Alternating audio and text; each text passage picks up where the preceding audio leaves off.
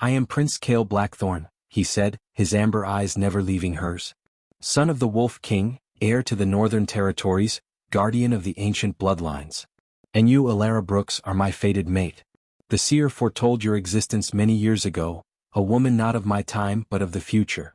A woman I would find only by traveling through centuries, through the very fabric of time itself, to claim what destiny decreed was mine.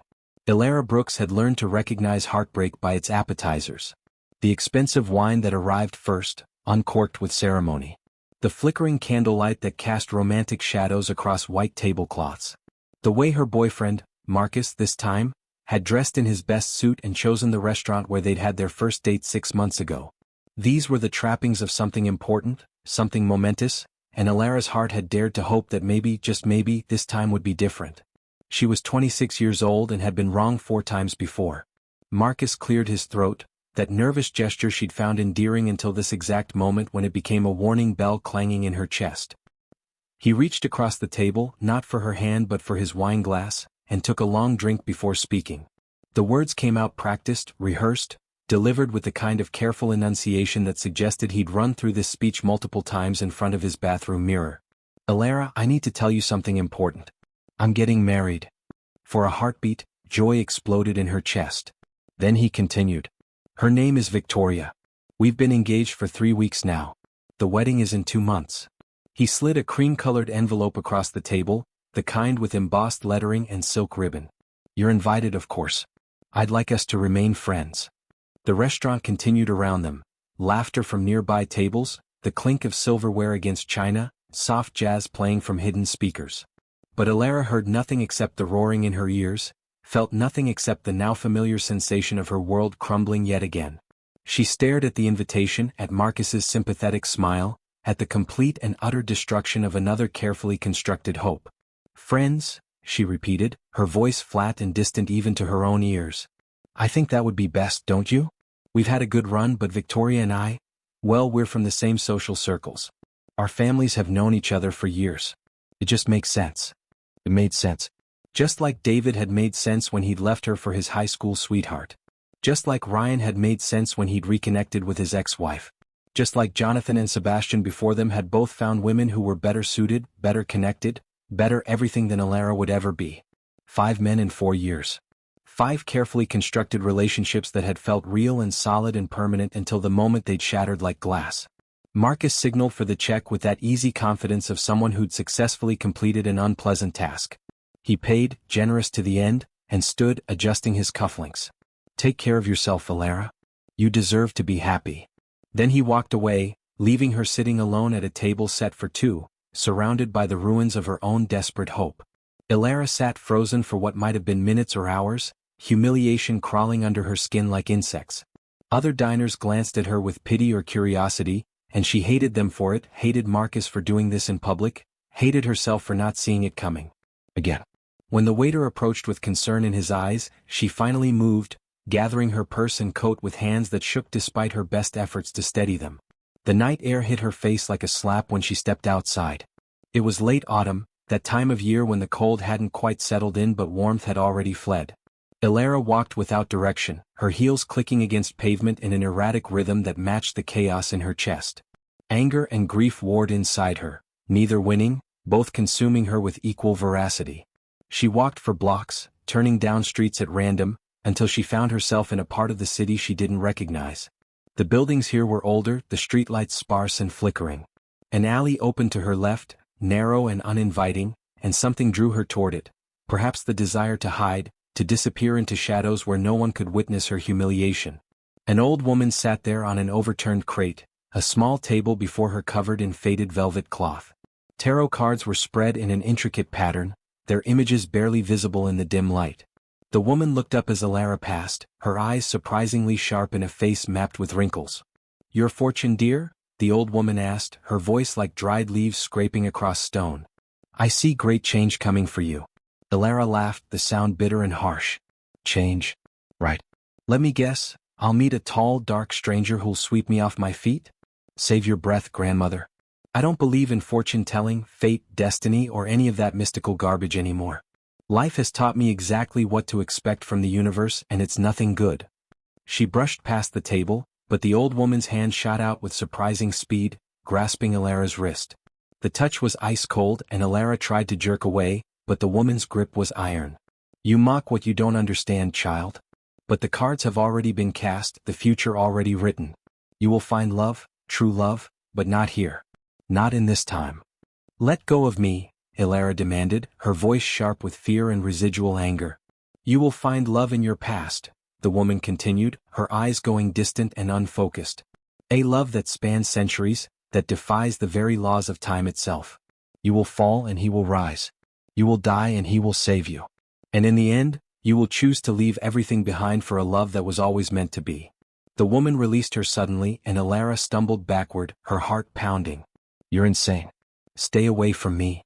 She ran from the alley, the old woman's laughter following her like smoke. Elara didn't stop until she'd put several blocks between herself and that disturbing encounter, her breath coming in ragged gasps that had nothing to do with physical exertion. She found herself at a bridge, one of the old stone structures that spanned the river cutting through the city. The water below was black and churning, reflecting nothing of the sparse lights from the street. Elara gripped the railing, her knuckles white with the force of it, and finally let herself feel everything she'd been holding back. The scream started low in her chest and built until it tore from her throat, raw, primal, filled with years of accumulated pain and disappointment.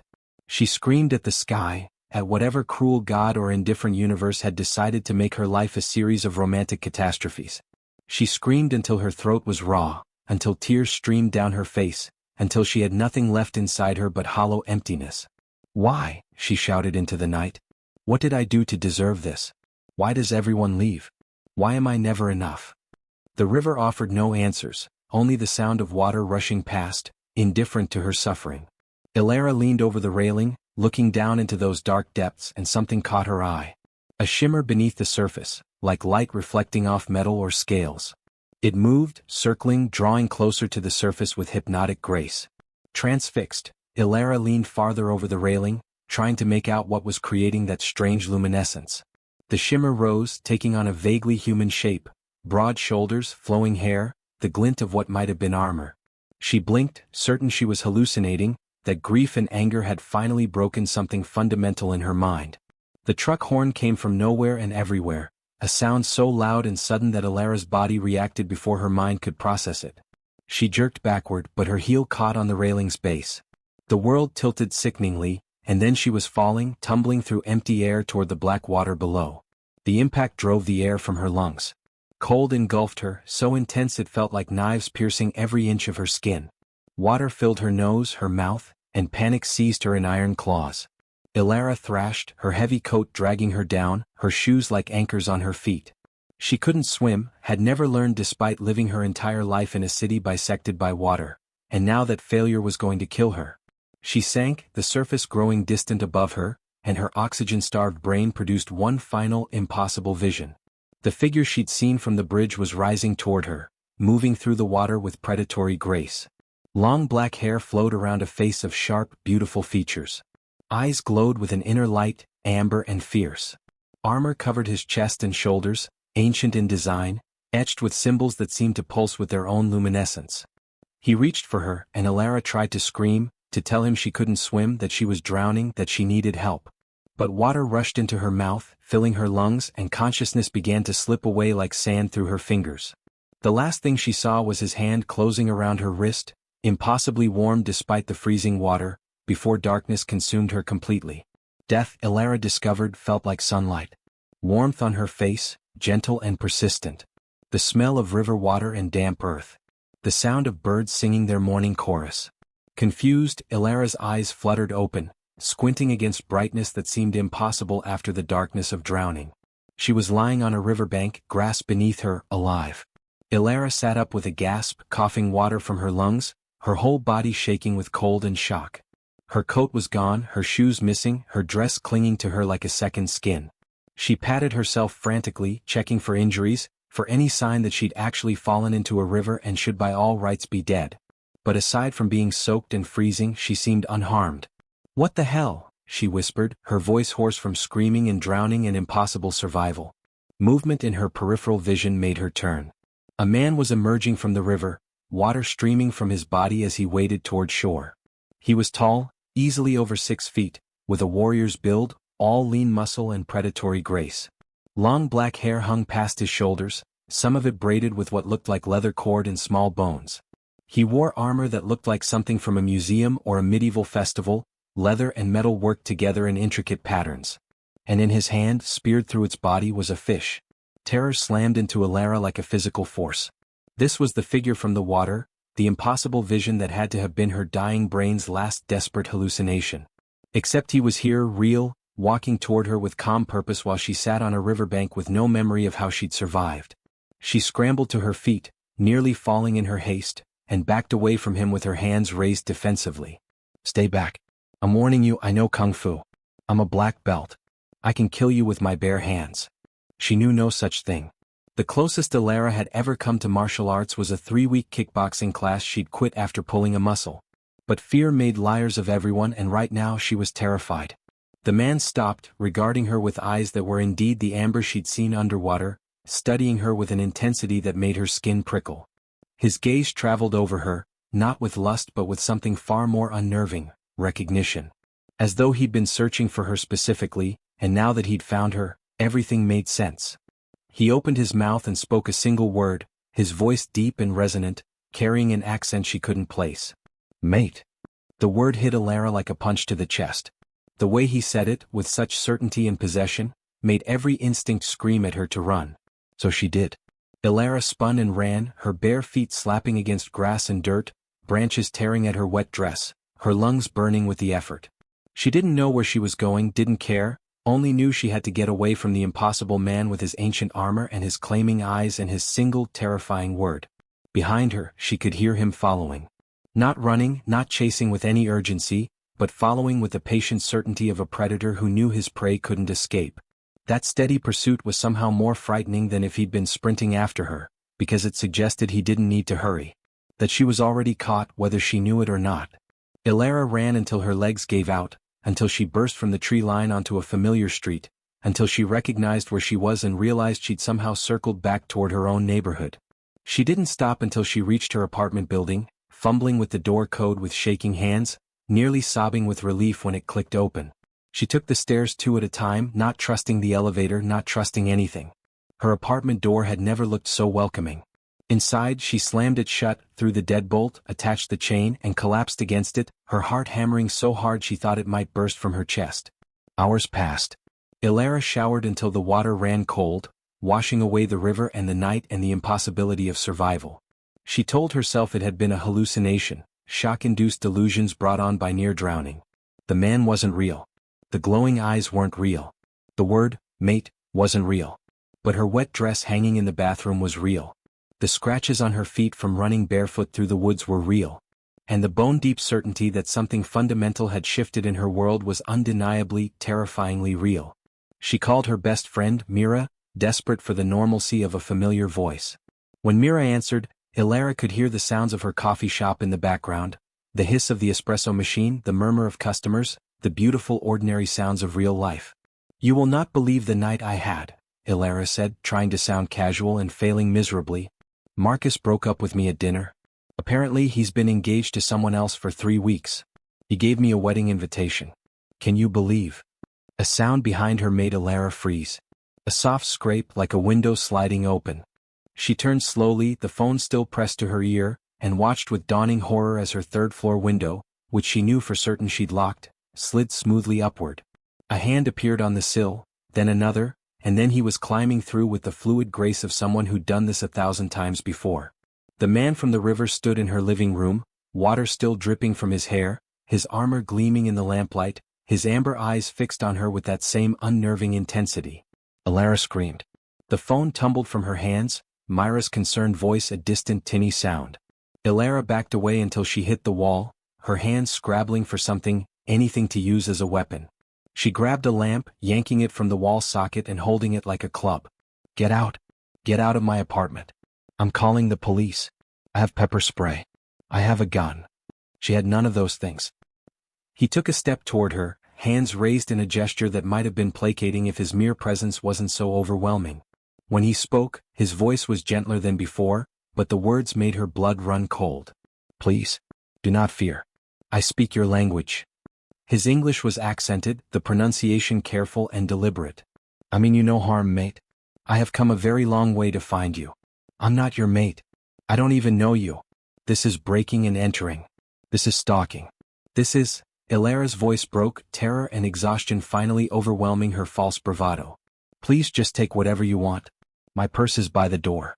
There's money, credit cards, take it all. Just don't hurt me. He moved closer, and Elara pressed herself harder against the wall, as though she could somehow melt through it and escape. But he didn't grab her, didn't threaten her. Instead, he knelt, lowering himself so they were at eye level, his posture deliberately non-threatening. I am Prince Kael Blackthorn, he said, his amber eyes never leaving hers. Son of the Wolf King, heir to the Northern Territories, guardian of the ancient bloodlines. And you, Elara Brooks, are my fated mate. The seer foretold your existence many years ago, a woman not of my time but of the future. A woman I would find only by traveling through centuries, through the very fabric of time itself, to claim what destiny decreed was mine. Elara stared at him, her mind struggling to process words that made no sense, that belonged in fantasy novels and fever dreams, not in her living room at 11 o'clock on a Tuesday night. You're insane, she whispered. You need help. Professional help. I am not mad, though I understand why you would think so. In your world, the old ways have been forgotten. Magic has become myth. But where I come from, these things are as real as the ground beneath your feet. He reached out slowly, giving her time to pull away, and touched her face with surprising gentleness. I have crossed an ocean of time to find you, Elara. And now that I have, I cannot leave without you. You are mine as I am yours. The mate bond recognizes what our minds have yet to accept. The mate bond, Elara repeated flatly, her fear beginning to give way to a surreal sense of detachment. She was either dreaming, dying in the river and experiencing some elaborate death hallucination, or she'd finally snapped. You're telling me you're some kind of werewolf prince from the past who traveled through time because a fortune teller said I was your soulmate? Yes, Kael said simply, as though this was the most reasonable thing in the world. Despite everything, the terror, the impossibility, the sheer insanity of the situation, Elara laughed. It was a harsh, slightly hysterical sound, but it felt good, like releasing pressure from a valve about to explode. Of course, she said, sliding down the wall until she was sitting on the floor, the lamp still clutched in her hands like a security blanket. Of course this is happening to me. 5 guys dumped me, I nearly drowned, and now I'm being stalked by a delusional LARPer who thinks he's a wolf prince. This is exactly the kind of day I'm having. This is exactly my luck. Kael tilted his head, confusion flickering across his features. I do not understand these words. LARPer? Luck. You speak as though fate is cruel, but do you not see? This is not cruelty. This is destiny. I have waited centuries for you. Well, I didn't wait for you, Elara snapped, some of her spirit returning now that the initial shock was wearing off. I didn't ask for any of this. And I sure as hell am not going anywhere with you, Prince Kael, or whoever you think you are. So you can take your mate bond and your time travel story and your glowing amber eyes and get the hell out of my apartment before I really do call the police. For the first time, something like hurt flickered across Kael's face. He stood slowly, his height once again imposing now that he was no longer kneeling. I cannot leave without you. My throne depends upon it. My people depend upon it. And more than that. He paused, and the vulnerability in his expression was so genuine it made Elara's heart clench despite her fear. I've searched for so long. Please, give me a chance to prove what I know to be true. How? Elara demanded. How do you prove time travel? How do you prove you're a werewolf? How do you prove any of this isn't just some elaborate delusion or prank or... The answer came in a way she could never have anticipated. Kael's eyes began to glow brighter, the amber taking on an almost luminescent quality. His body tensed, muscles rippling beneath his skin in ways that suggested something fundamental was about to change. And then, with a sound like tearing fabric but infinitely more visceral, his form began to shift. Elara watched in frozen horror and fascination as the man before her transformed. Bones cracked and reformed, skin stretched and sprouted thick black fur, his face elongating into a muzzle filled with teeth designed for rending flesh. Within seconds, where Prince Kael Blackthorn had stood, there was now a massive wolf, easily the size of a small horse, with fur as black as midnight and those same amber eyes staring at her with unmistakable intelligence. The lamp finally fell from Elara's nerveless fingers. The wolf, Kael, took a step toward her and she should have screamed, should have run, should have done anything except sit there staring. But she was beyond fear now, pushed past terror into a strange calm that came from having her entire understanding of reality shattered in the span of a single night. "Okay," she heard herself say, her voice distant and detached. "Okay. So werewolves are real. Time travel is real. And apparently, I'm some wolf prince's fated mate. Sure. Why not?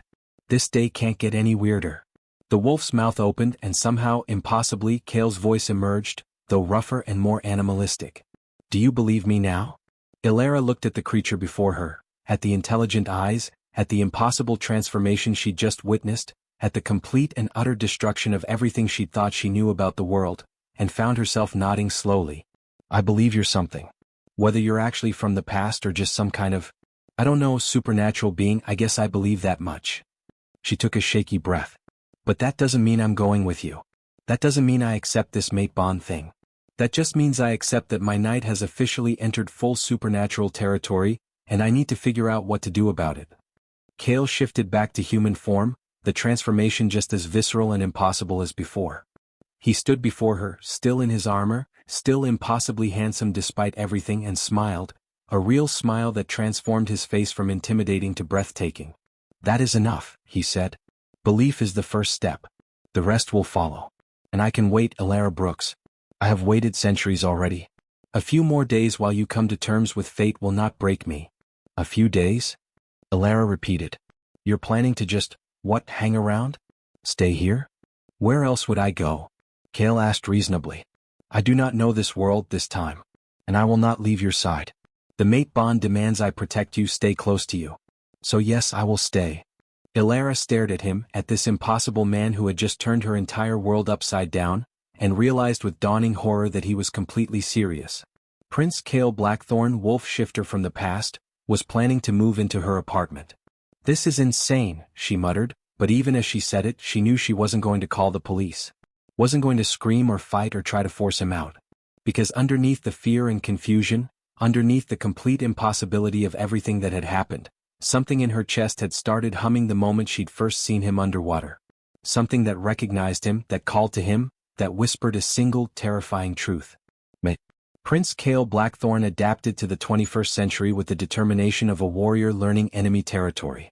That first night, after Elara had finally accepted that he wasn't leaving and she was too exhausted to argue anymore, she'd thrown a blanket at him and told him he could sleep on the couch.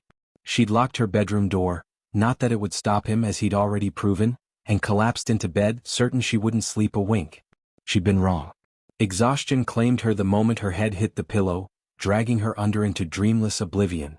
When she woke the next morning to sunlight streaming through her windows and the smell of something burning, reality crashed back with uncomfortable force. Elara found Kael in her kitchen, staring at her toaster with the intense focus of someone trying to solve a complex puzzle. Smoke was pouring from the appliance, and when she rushed over to unplug it, she found the remnants of what might have once been bread but now looked like charcoal briquettes. "What are you doing?" she demanded, waving away smoke and opening windows. Kael looked at her with such genuine confusion it was almost endearing. "I attempted to prepare morning meal. This device seemed designed for cooking, but it appears I misjudged its function." Despite everything, the impossibility of his existence, the continued unreality of having a werewolf prince in her apartment, the fact that her life had been completely upended, Elara found herself laughing. "It's a toaster. You put bread in it, push down the lever, and it toasts it. You don't leave it in there for 10 minutes while it burns." "Toaster," Kael repeated, testing the word. "Your world has many strange names for simple things. And your world has werewolves and time travel, so I think we're even on the strange scale." Thus began the most surreal week of Elara's life. She called in sick to work. What else could she do when explaining her situation would result in immediate psychiatric evaluation? And found herself playing tour guide to a man from medieval times. Or whenever exactly he was from. The details were still fuzzy, and every time she asked for specifics, Kael's answers only raised more questions. She took him shopping for modern clothes because his armor and leather were attracting too much attention.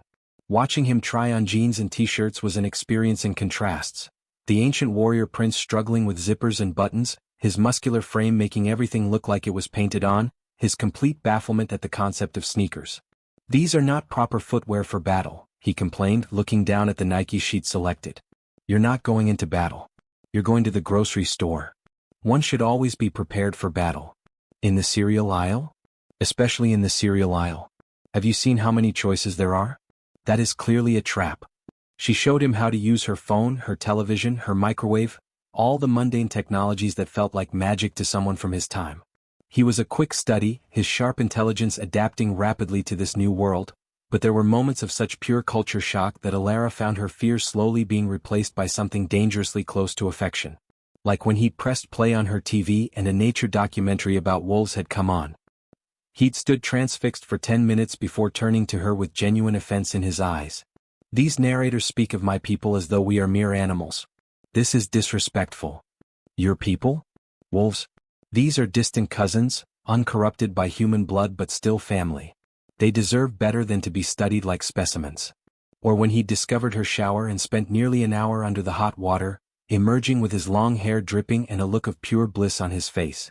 In my time, hot water requires fires and servants. This is extraordinary.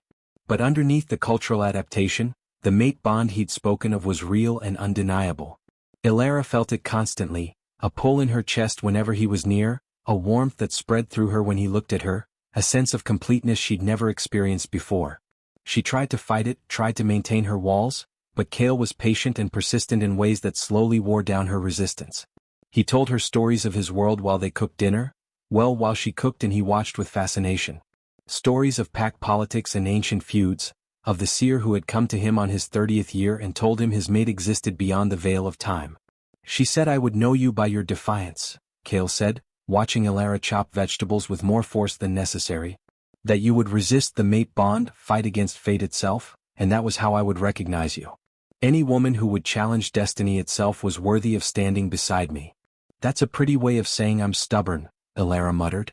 "Yes," Kael agreed simply, and when she glared at him, he smiled. "It is one of your finest qualities."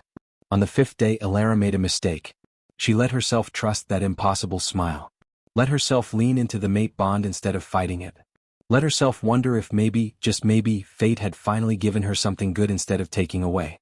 They were in her living room, Kael attempting to understand the concept of streaming services while Elara tried to work from her laptop. The domesticity of it was dangerously comfortable, like they were a real couple instead of a human woman and a time-traveling werewolf thrown together by supernatural forces. That was when the air in her living room began to shimmer. Elara looked up from her computer, a question dying on her lips as she watched reality itself seem to ripple like water. The shimmer intensified, colors bleeding and warping, and then it tore. That was the only word for it. The air split open like fabric, revealing a swirling vortex of impossible colors and howling wind. Kael was on his feet instantly, his entire posture shifting from relaxed to predatory in a heartbeat.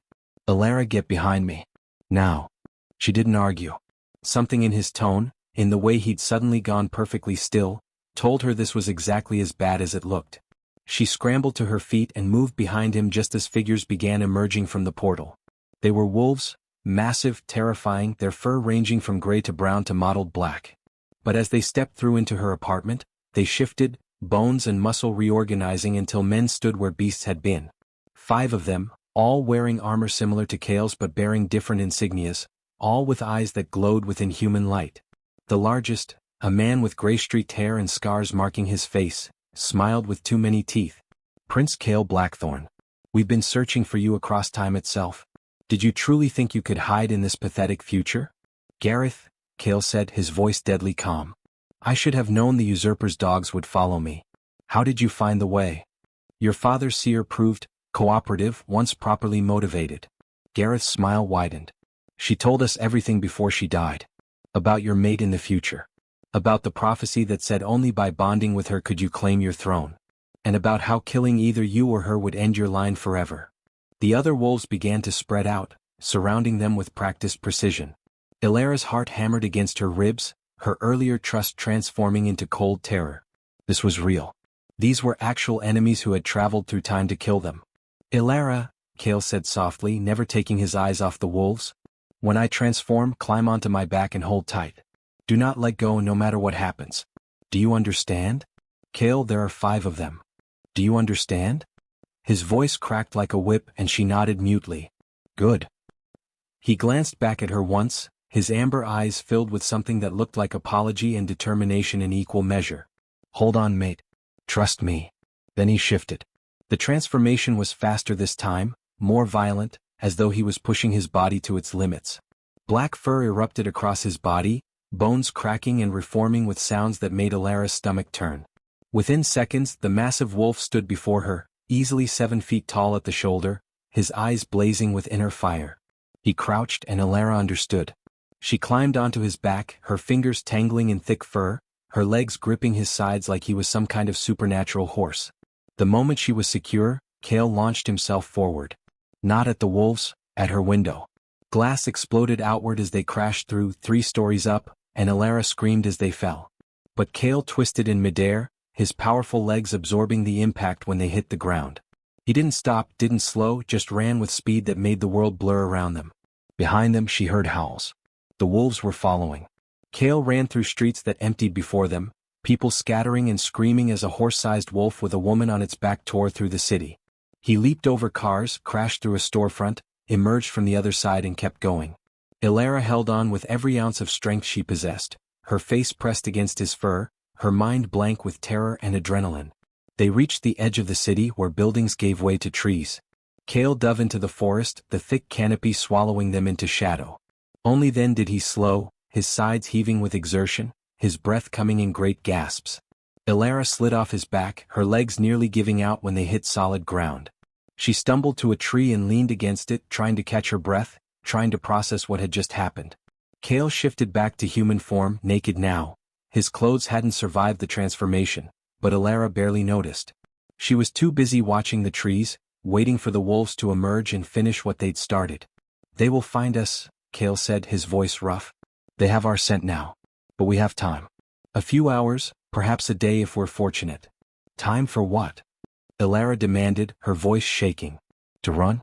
To hide. Kael, they came through time to kill us. How do we fight something like that?" Kael moved to her, cupping her face in his hands, his eyes fierce with determination. "We don't just fight, Elara. We survive. Together. The mate bond makes us stronger than either of us alone. But I need you to trust me completely. Can you do that?" Elara looked into those amber eyes and found herself nodding. Because despite everything, the danger, the impossibility, the sheer insanity of her current situation, she did trust him. This man who had crossed centuries to find her, who had just saved her life without hesitation, who looked at her like she was worth more than all the kingdoms and all the timelines combined. "I trust you," she whispered. Something shifted in Kael's expression, a vulnerability breaking through his warrior's mask. "Then know this, Elara Brooks. Whatever happens, whatever comes, I will protect you with every breath in my body. You are my mate, my destiny, my—" A howl split the air, closer than it should have been. They'd found the trail faster than expected. Kael cursed in a language Elara didn't understand and pulled her deeper into the forest. They moved quickly through underbrush and over fallen logs, Elara's bare feet. She'd lost her shoes in the chaos, bleeding from cuts and scrapes she barely felt through the adrenaline. They found a small cave hidden behind a waterfall, the entrance barely visible through the cascading water. Kael pushed her inside first, then followed, both of them soaked and shivering. The cave was shallow but dry farther back, barely large enough for 2 people to sit comfortably. Outside, they could hear the wolves hunting, their calls echoing through the forest. Kael positioned himself at the entrance, his body a shield between Elara and anything that might find them. They stayed like that for hours, barely breathing, listening to their enemy's search. In the darkness, pressed against cold stone with death prowling outside, Elara finally let herself acknowledge what she'd been fighting since the moment she'd seen Kael rise from the river. This wasn't just attraction. This wasn't just some supernatural bond forcing them together. This was real, visceral, undeniable love. The kind that made everything else in her life seem like practice, like she'd been waiting 26 years for this exact moment, this exact man. "Kael," she whispered, her hand finding his in the darkness. "Yes, mate? If we die here, I want you to know I don't regret it. Any of it. Meeting you, believing you, running with you. It's the most alive I've ever felt." Kael turned to her, and even in the darkness, his eyes glowed softly. "We will not die here, Elara. I promise you this. But when we survive, and we will, I want to hear you say those words again. Under moonlight, in my world, where I can properly claim you as mine for all eternity." His words sent heat through her that had nothing to do with danger and everything to do with the promise in his voice. Before she could respond, before she could close the distance between them and kiss him the way every fiber of her being demanded, the sounds outside changed. The wolves had found them. Kael was on his feet instantly, his body already beginning to shift. Stay behind me. No matter what you see, stay behind me. The first wolf burst through the waterfall, water streaming from its fur, its jaws open in a snarl. Kael met it mid-leap, his own transformation complete, black fur and white fangs clashing in a tangle of violence. They crashed against the cave wall, the sound of their fight echoing like thunder. A second wolf entered, then a third. Elara pressed herself against the back of the cave, her hands scrabbling for anything she could use as a weapon. Her fingers closed around a sharp stone, and she gripped it like a lifeline, watching in horror as Kael fought 3 wolves at once in the confined space. He was magnificent and terrible, a force of pure predatory power. But even as skilled as he was, 3-to-1 odds were taking their toll. Blood, his blood, began to stain the cave floor. One of the wolves got past his defense and lunged for Elara. She didn't scream. Didn't freeze. Something primal awakened in her, some instinct that came from the mate bond or from her own survival drive or from something she didn't understand. She raised the stone and brought it down on the wolf's skull with every ounce of strength she possessed. The wolf yelped and staggered, giving Kael the opening he needed. He seized the injured wolf by the throat and flung it out of the cave with savage force. The other 2 wolves, seeing their companion fall, retreated slightly, reassessing. But there were still 2 more outside. 5 total. And Kael was bleeding from a dozen wounds, his breath coming in labored pants. They couldn't win this fight. They both knew it. One of the wolves shifted back to human form, Gareth, the leader. He stood at the cave entrance, his naked form unbothered by the cold water streaming over him, his smile cruel. You fought well, Prince. But you always were too honorable for your own good. You should have killed the girl the moment you found her, broken the prophecy yourself, and returned home to challenge for your throne without this weakness tying you down. She is not a weakness, Kael growled, his wolf's voice barely human. She is my strength. Something you will never understand, Gareth. Something the usurper will never understand. Power gained through fear and cruelty is nothing compared to power earned through love. Love? Gareth spat the word like a curse. Love got your father killed. Love will get you killed. And then we will take the girl back through time and present her to the usurper as proof of your failure. Perhaps he'll keep her as a pet. A reminder of what happens to those who believe in prophecies and fairy tales. Rage unlike anything Elara had ever experienced flooded through her. Not fear, rage. This man, this creature, thought she was some prize to be traded, some weakness to be exploited. Thought that loving Kael made them vulnerable instead of invincible. You want me? Elara shouted, stepping forward despite Kael's warning growl. Come and get me yourself. Or are you too much of a coward to fight without your pack? Gareth's eyes gleamed with malice. The human has teeth. How delightful. Very well, little mate. I'll make your death quick as a mercy. He began to shift, but Kael was faster. The black wolf launched himself at Gareth with a roar that shook the cave, colliding with him before his transformation was complete. They tumbled out of the cave and into the pool beneath the waterfall, a churning mass of fur and violence. The other wolves moved to help their leader, but Kael was fighting with the desperate fury of someone protecting their mate. He was wounded, exhausted, outnumbered, but he was also something his enemies weren't. He was fighting for love instead of ambition, and that made all the difference. Blood turned the pool red. Bodies clashed with brutal efficiency.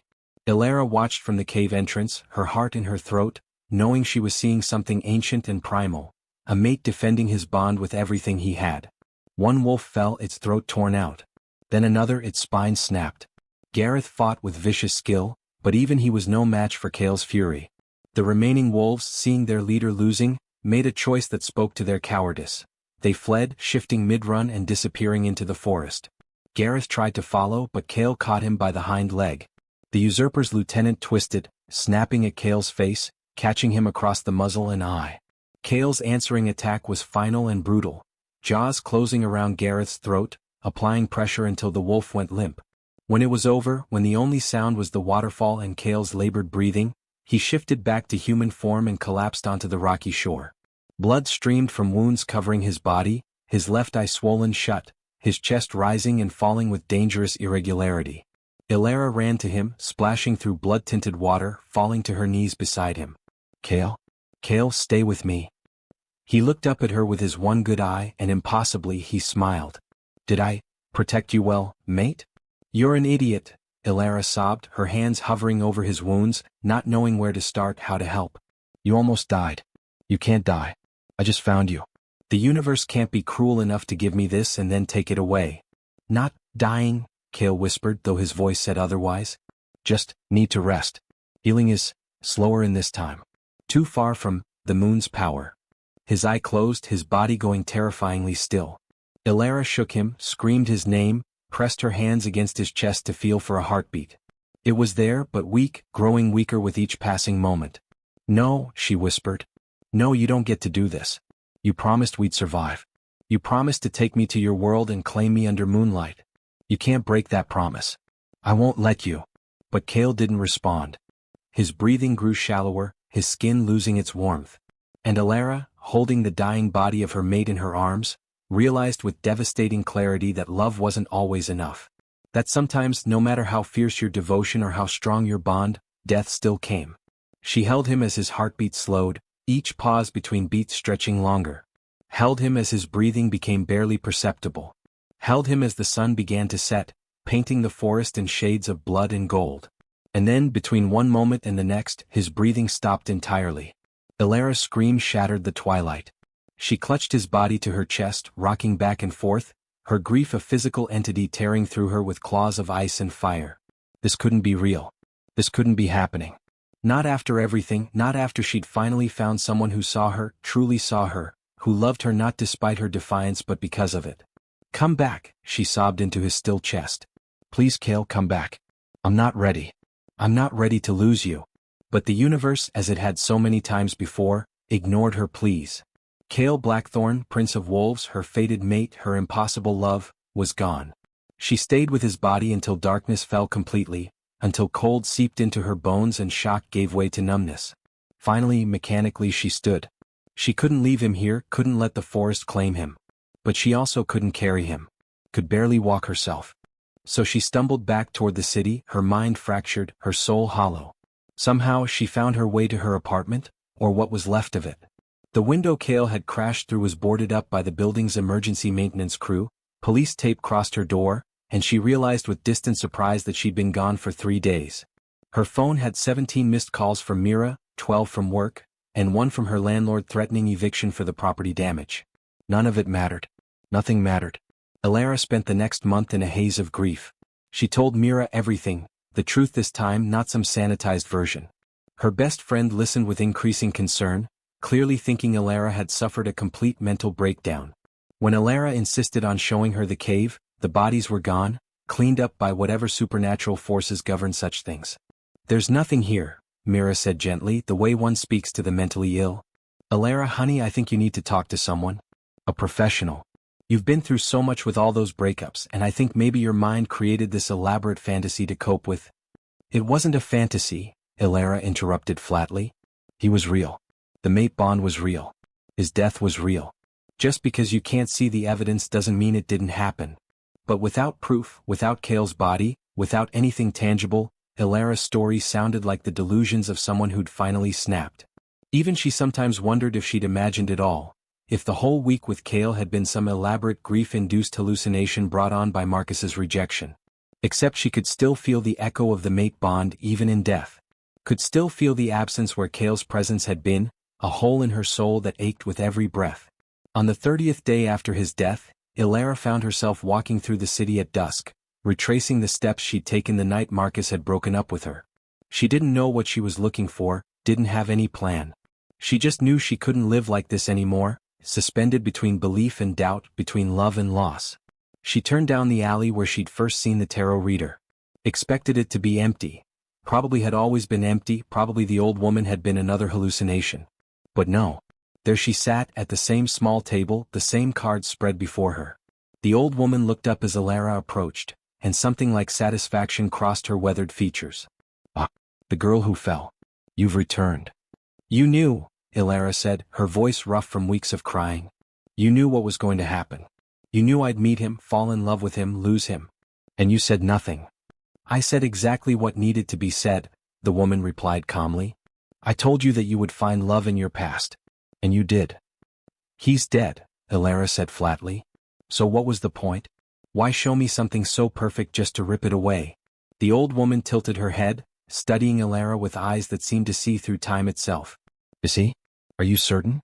Or have you simply accepted what your eyes showed you because you've been conditioned to expect loss? Hope, that dangerous thing, fluttered weakly in Elara's chest. What are you saying? I'm saying that time is not a straight line, child. I'm saying that death in one moment does not mean death in all moments. I'm saying that if you truly love him, if the mate bond is as strong as it should be, then perhaps you're asking the wrong questions. I don't understand, Elara whispered. The old woman stood, gathering her cards with practiced efficiency. You said he came from the past to find you. Yes. Yes. Then perhaps the solution is not to mourn his death in your present, but to prevent it in your past. She fixed Elara with a penetrating stare. The portal he used to reach you, it was not a one-way passage. Time flows both directions for those brave enough to swim against its current. But know this, if you go back you cannot return. The past will become your present and this life, this world, will be forever closed to you. Elara's heart began to pound. You're saying I can go back? To before he died? I can save him? I'm saying you can try. I'm saying that love strong enough to echo across centuries deserves the chance to rewrite its own ending. But the cost is everything you know, everyone you know, every possibility this timeline holds. You would be trading your entire existence for a chance, not a guarantee but a chance, to build a life with him in his time. When? Elara demanded. When can I go? The old woman smiled, and it was not a kind expression. The portal opens where you first fell. The bridge. Tonight, at midnight, when the veil between times is thinnest. Stand where you stood before, and this time when you fall, fall with purpose. Fall with your eyes open and your heart sure. The river will take you where you need to be. And if I'm wrong? Elara asked. If he really is dead, if this is all just magical thinking and desperation? Then you'll drown in a different century, the old woman said bluntly. But somehow I don't think you're wrong. The cards spoke truly when they first called you to this fate. They speak truly now when they offer you this chance to claim it properly. She vanished between one blink and the next, cards and table and all, leaving Elara alone in the alley with a choice that was really no choice at all. Because she'd already decided, had probably decided the moment Kael's heart had stopped beating in her arms. She was going back. The bridge looked exactly the same as it had that night 1 month ago, dark water flowing beneath, sparse streetlights casting weak illumination, the city continuing its life in blissful ignorance of the impossible about to occur. Elara stood at the railing where she'd stood before, her hands gripping the cold metal, her heart hammering against her ribs. It was 11:57. 3 minutes until midnight. 3 minutes until she either traveled through time or simply drowned like a fool chasing fairy tales. She'd left notes. One for Mira, explaining everything in detail, apologizing for leaving without a proper goodbye. One for her landlord with instructions to donate all her belongings to charity. One for her parents, who she hadn't spoken to in years but who deserved to know their daughter had chosen love over safety, adventure over predictability, magic over the mundane life they'd always encouraged her to embrace. At 11:59 the air began to change. A pressure built, like the atmosphere before a storm, making her ears pop and her skin prickle. The water below started to glow with that same eerie luminescence she'd seen before, swirling in patterns that hurt to look at directly. Midnight arrived. The portal opened. It wasn't subtle. Reality tore with an audible sound like fabric ripping, a wound in the world that showed impossible colors and swirling darkness beyond. The pull was immediate and irresistible, gravity itself seeming to shift, trying to drag her toward that opening. Elara didn't fight it. She climbed onto the railing, stood balanced on the edge with nothing but faith and desperate love to catch her, and jumped. This time she kept her eyes open as she fell. Watched the portal expand to swallow her, watched the present dissolve into streams of light and shadow, felt time itself bend around her like water. The sensation was indescribable, being pulled in every direction at once, existing in multiple moments simultaneously, her body stretched across centuries. And then she hit water. Not the cold, polluted water of her city's river, but something different, cleaner, colder, tasting of minerals and ancient stone. Elara kicked toward the surface, her modern clothes, jeans and a jacket this time, more practical than the dress she'd worn before, weighing her down but not as severely as that first fall. She broke the surface gasping, treading water as she looked around. The sky was wrong. Not wrong, she corrected herself, different, clear. Filled with more stars than she'd ever seen, the moon impossibly large and bright, painting everything in silver light. She'd made it. She'd actually traveled through time. Elara swam toward shore, her arms burning with effort, and dragged herself onto a bank of smooth stones. She lay there for a moment, coughing up water, her entire body shaking with cold and adrenaline and the sheer impossible reality of what she'd just done. When she finally looked up, she saw them.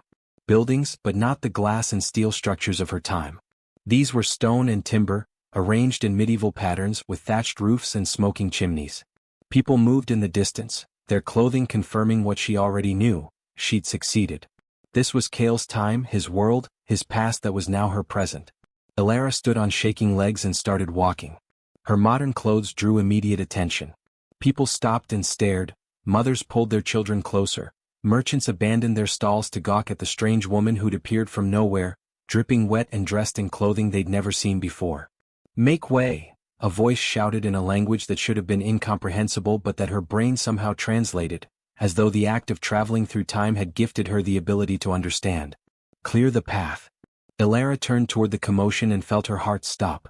A rider was approaching at full gallop, his horse massive and black, the crowd parting before him like water. She couldn't see his face beneath his hood, couldn't make out details, but something in her soul recognized him before her eyes confirmed it. The horse was bearing down on her, and Elara stood frozen in the middle of the street. She should move, should get out of the way, but she couldn't. Wouldn't. Because if she was wrong, if this wasn't him, then she'd just given up everything for nothing. The rider pulled his horse to a rearing stop mere feet from her, the animal's hooves striking the air inches from her head. The man dismounted in one fluid motion, landing before her with predatory grace, and pushed back his hood. Kael Blackthorn stared at her with amber eyes wide with shock. His face was unmarked, no scar across his eye, no signs of the battle that had killed him. This was Kael before their meeting, before the portal to her time, before everything. He didn't know her. The realization crashed through Elara with devastating force. She traveled back to before he'd come forward. This Kael had never met her, never fought for her, never died in her arms. She was a stranger wearing bizarre clothes who'd appeared out of nowhere. But then his expression shifted. Confusion gave way to something else. Recognition that made no sense, hunger that defied logic. His hand came up slowly as though drawn by strings he couldn't see, and touched her face with heartbreaking gentleness. "I know you," he breathed, his voice filled with wonder. "How do I know you? I've never seen you before, but my soul knows you. Who are you?" Elara couldn't speak. Tears were streaming down her face, grief and joy and relief all tangled together in a knot she couldn't untangle. She'd found him. He was alive. But he didn't remember her, didn't remember their week together, their love, his death. "Tell me your name," Kael demanded softly, and there was something in his eyes now, the beginning of understanding or perhaps the echo of a future that had been rewritten. "Please. I need to know your name." The words tumbled out before she could stop them. "Elara. My name is Elara Brooks, and I've crossed through time itself to find you, because you died in my arms and I couldn't live in a world without you, and I know you don't remember me but you're my mate and I love you and—" He kissed her. The crowd gasped, scandalized whispers spreading like wildfire, but Elara didn't care. She wrapped her arms around his neck and kissed him back with everything she had, pouring a month of grief and a lifetime of love into that single contact. And impossibly, wonderfully, Kael kissed her like he did remember, like his body recognized what his mind couldn't explain. When they finally broke apart, both breathing hard, Kael rested his forehead against hers. "I dreamed of you," he whispered.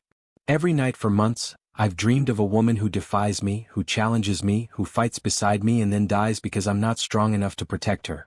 I've dreamed of amber eyes and a spirit of fire, and I wake each morning with her name on my lips though I've never heard it spoken. Elara. I've been dreaming of Elara." The seer, Elara realized. She must have shown you. She must have wanted you to recognize me when I came. Then the dreams were true? You're my mate? You've come from the future? Yes. Elara pulled back enough to meet his eyes. "But Kael, I need to tell you what happened, what's going to happen. There are wolves from your time, enemies who follow you through the portal. They'll hunt us, try to kill us. In my timeline they succeeded. They killed you and I couldn't bear it, so I came back to warn you to change it too." He pressed a finger to her lips, silencing her gently. "Later. You can tell me everything later. But right now, Elara Brooks who traveled through time for me, I have something more important to do." He dropped to one knee right there in the middle of the street, in front of hundreds of staring witnesses, and took her hand in his. "The seer told me years ago that my mate existed in the future. She said I would have to journey through time to find you, that our love would be tested by forces beyond imagining. But she also said that if I was brave enough to claim you, if I was strong enough to keep you, you would make me the greatest leader my people have ever known. Kael, what are you? She never told me that you might be brave enough to come to me instead. That you might be the one to journey through time, to leave everything you know for a world you've never seen. Elara Brooks, you are the bravest person I have ever met, and I would be honored beyond measure if you would consent to be my mate, my wife, my queen. Elara stared at him, at this impossible man proposing after knowing her for all of 5 minutes, and started laughing. Because it was absurd and perfect and completely insane, and somehow that made it exactly right. Yes, she said, pulling him to his feet and kissing him again. Yes, I'll marry you. I'll be your mate and your wife and your queen. I already crossed through time for you. Saying I do seems like the easy part. The crowd erupted in cheers. Apparently, public proposals from their prince were cause for celebration, even when the bride wore strange clothes and had appeared mysteriously from nowhere. Kael lifted her onto his horse, climbing up behind her, and they rode through the streets toward his castle with people throwing flowers and shouting blessings. That night, in private chambers that would become hers, Elara told Kael everything. About their meeting in her time, about the week they'd spent together, about the wolves who'd hunted them and the battle that had claimed his life. He listened with increasing tension, his jaw clenched, his arms tightening around her with each detail. They'll come again, he said when she finished. Gareth and his pack. They'll follow my trail through time and try to end this before it begins. I know, Elara agreed. But this time we'll be ready. This time we have warning. And this time, I'm not some helpless human you have to protect. I've got a month's worth of grief and rage stored up, and those bastards are going to learn exactly what a woman from the future can do when you threaten her mate. Kael looked at her with such fierce pride that Elara felt heat flood through her. You are magnificent, my mate. Those dreams did not do you justice. Show me, Elara challenged, her voice dropping to something provocative. Show me if the reality lives up to your dreams. His eyes darkened, amber flickering with something primal. Are you certain? We're not yet married. In my time, such things. I've already lived through losing you once, Elara interrupted, pulling him closer. I'm not waiting another moment to claim what's mine.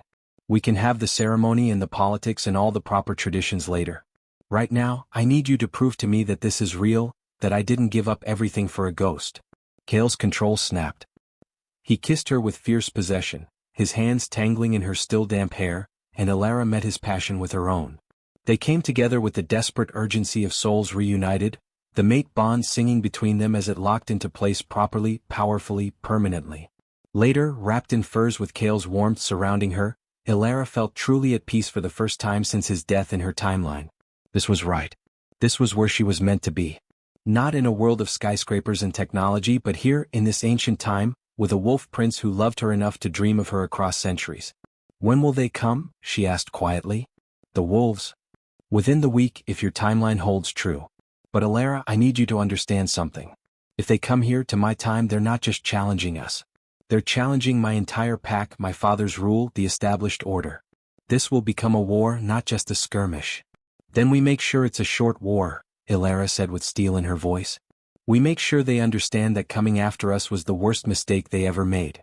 Kael smiled against her hair. You truly are perfect for me. The wolves came on the 5th day just as Kael had predicted.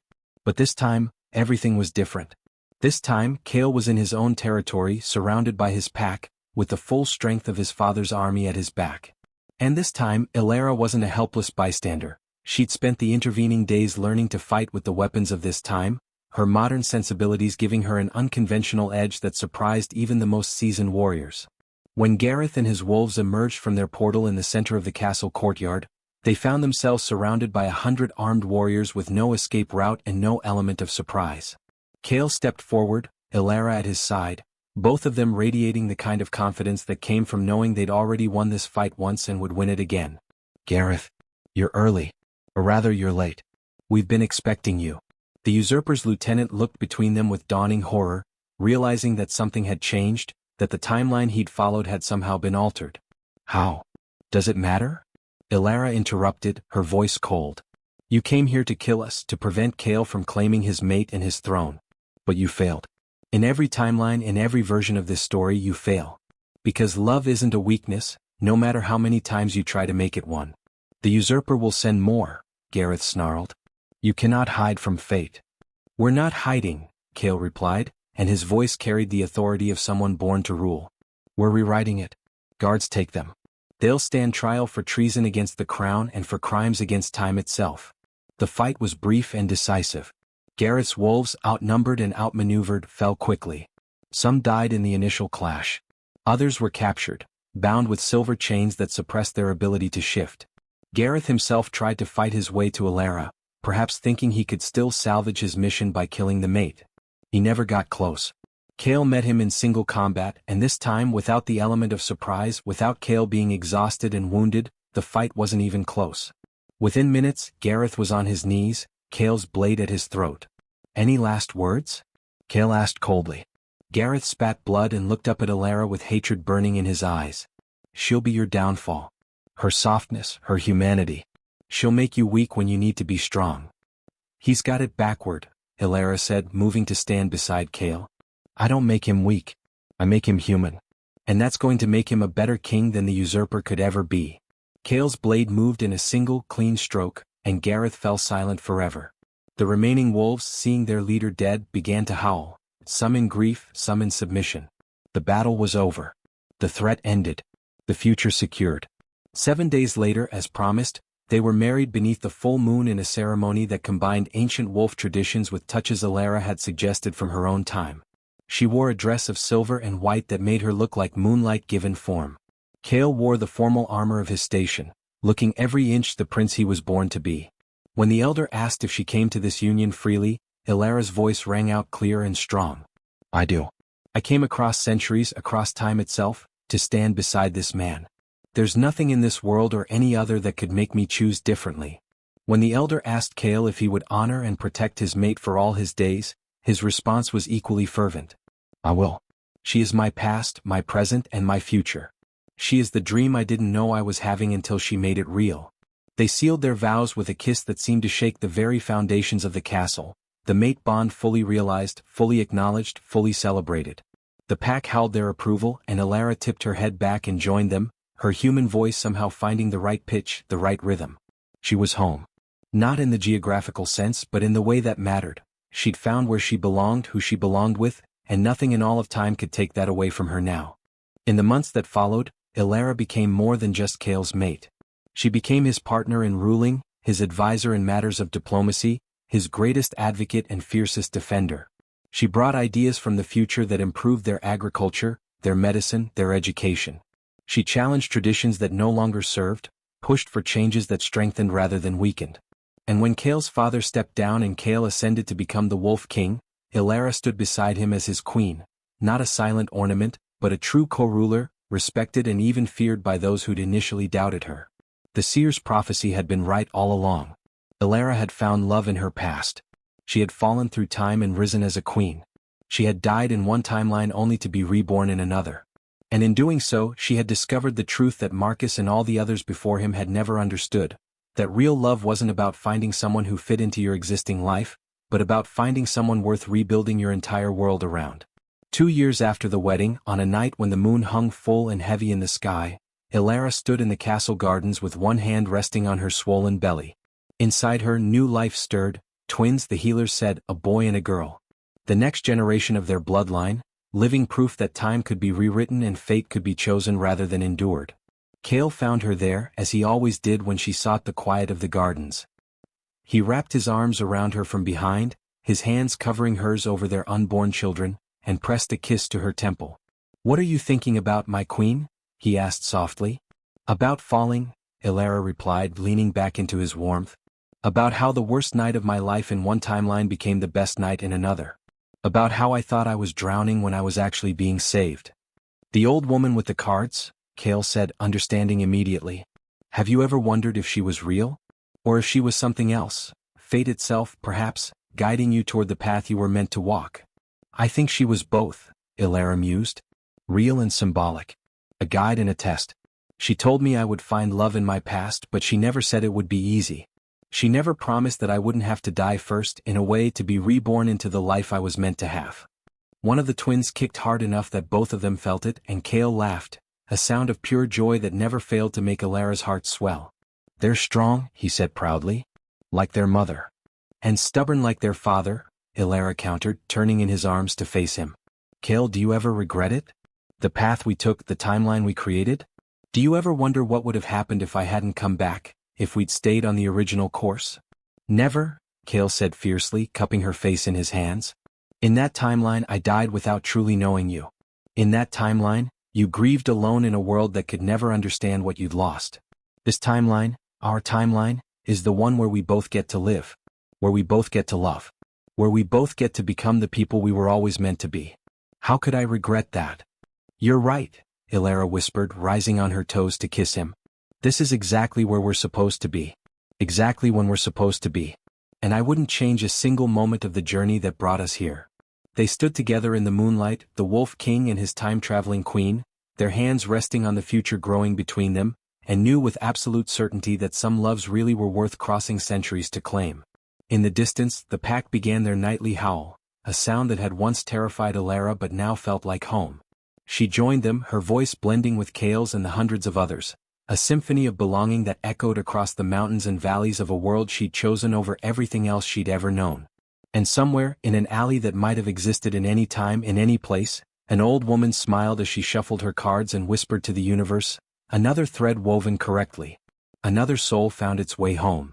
The cards agreed with her, showing patterns of love and destiny, of choices made and fates rewritten, of a woman who fell through time and a wolf who rose to meet her, of an ending that was really a beginning, and a beginning that would echo through all the years to come. Elara Brooks had spent 26 years in the wrong timeline, loving the wrong men, waiting for a life that would never arrive. But she'd spent 2 years in the right timeline, loving the right man, building a life that felt like destiny and choice in equal measure. And as their twins were born 3 months later, a boy with his father's amber eyes and a girl with her mother's defiant spirit, Elara understood that sometimes the universe wasn't cruel.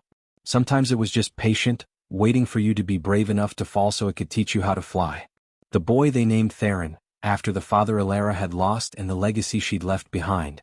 The girl they named Sarah, meaning bright star in the old language, because she had been born of a love that had burned bright enough to transcend time itself.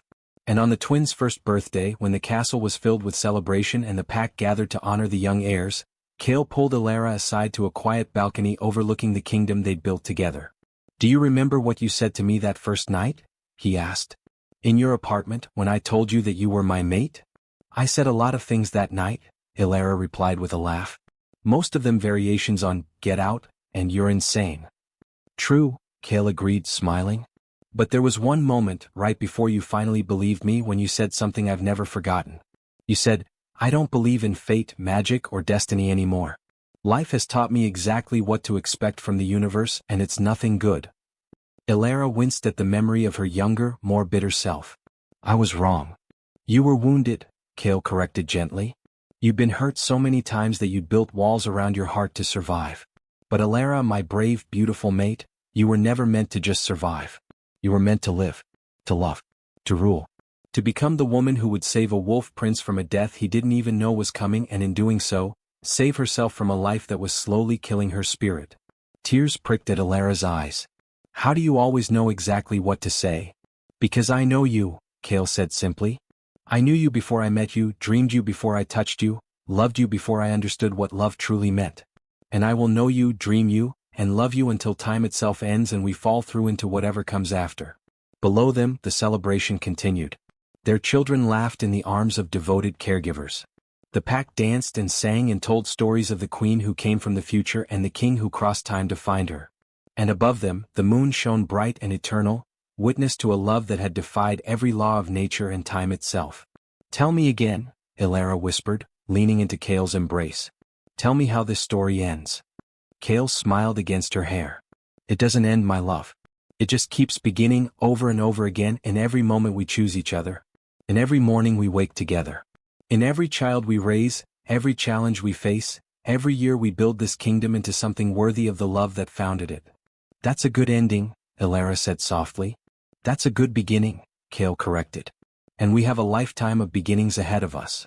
They stood together on that balcony as stars emerged in the darkening sky, as their past and present and future wove together into a single golden thread, as fate and choice became indistinguishable from each other, and knew that some stories were worth waiting centuries to tell. Elara Brooks had fallen into a river and drowned. But Elara Blackthorn had risen from those same waters, reborn, remade, and finally home. Fall into your own epic love story. Did Elara and Kael's journey across time capture your heart? If you loved this tale of a woman brave enough to defy time itself for love, of a wolf prince who dreamed across centuries, and of a bond so powerful it could rewrite fate, then you're in the right place. Your next favorite love story is waiting. Subscribe now to never miss another epic romance that will sweep you away. Time travel romance that bends reality. Fated mates who defy impossible odds. Alpha shifters who fight across worlds for love. Strong heroines who rewrite their own destinies. Hit subscribe and turn on notifications so you're the first to experience every passionate, suspenseful, magical love story we bring to life. Comment below. If you could travel through time for love, would you go to the past or bring someone to your future? Tell us your choice. Share this story with someone who believes in love that transcends time itself. Don't forget to subscribe, your next great love story awaits. Because some loves are worth crossing centuries to claim.